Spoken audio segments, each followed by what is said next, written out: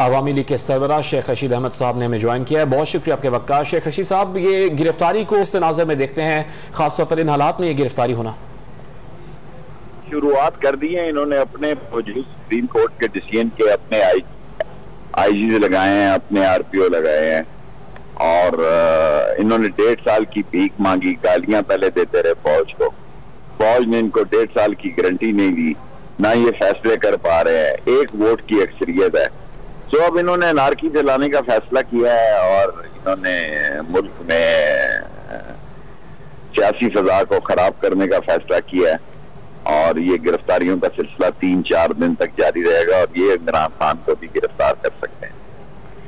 شیخ رشید صاحب، جیسا کہ آپ سے کچھ دیر پہلے فواز چودھری گفتگو کر رہے تھے، انہوں نے کہا کہ لگ بھگ 700 لوگوں کی لسٹ تیار کی گئی ہے گرفتاریوں کے سلسلے میں، اور اسی سلسلے میں یہ پہلی گرفتاری ہے.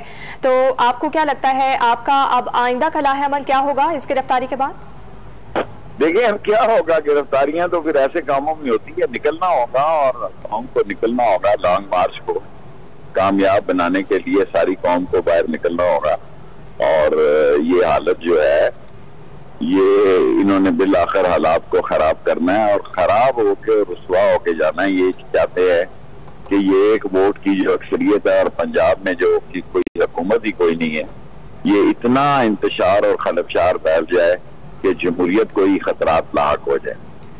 شیخ صاحب، آپ کئی بار یہ بات کہہ چکے ہیں کہ شاید آپ کی بھی گرفتاری عمل میں لائی جا سکتی ہے. اگر عمران خان صاحب اور آپ کو گرفتار کیا جاتا ہے تو لاہ عمل کیا ہوگا؟ کیونکہ لیڈرشپ جب گرفتار ہو جائے گی تو لانگ مارچ کیسے ہوگا؟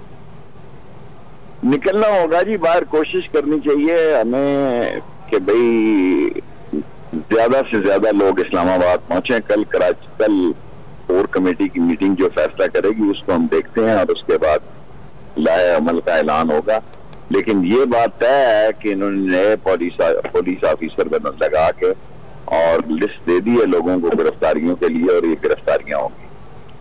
شیخ صاحب یہ بھی کہے گا کہ مزید کس کس کی گرفتاری کے خدشات ہیں آپ کو، اور شیریں مزاری کی رہائی کے لیے کیا اقدامات اٹھائے جا رہے ہیں اس وقت؟ ہائی کورٹ میں وہ جا رہی ہیں، میرا خیال ان کی بیٹی وکیل ہے، وہ جائیں گی. اور اسلام آباد میں تو ہائی کورٹ کافی متحرک ہے.